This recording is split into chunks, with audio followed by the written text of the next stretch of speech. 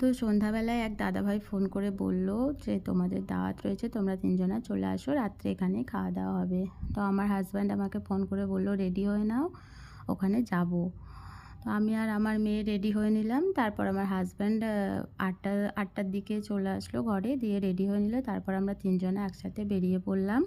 তো যে দাদাভাইদের ঘরে ইনভাইট ছিল তার পাশে আমার এক দাদাভাইয়ের আর এক দাদাভাইয়ের ঘর, মানে ওটা আমার বড় আব্বার ছেলে। তো ওদের ঘরে একবার দেখা করার জন্য গেলাম। ওদের ঘরে চা নাস্তা খেয়ে তারপর যে দাদাভাইদের ঘরে ইনভাইট ছিল সেই দাদাভাইদের ঘরে এলাম।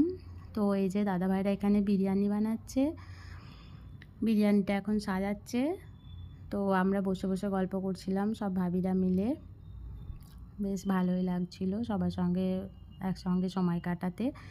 তারপর এই যে এক দাদাভাই এখানে স্যালাডটা বানাচ্ছে।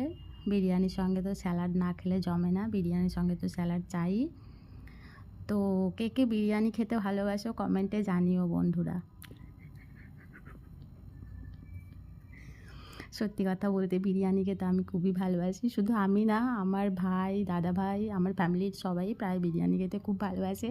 তারপরে এই যে আমাদের বিরিয়ানি রেডি হয়ে গেছে। তো অনেকটাই রাত হয়ে গিয়েছিল, প্রায় 11:30 বেজে গিয়েছিল, আমাদেরকে বিরিয়ানি দিয়ে দেওয়া হয়েছে। তো আমরা বিরিয়ানি খেয়ে বাড়ি ফিরলাম।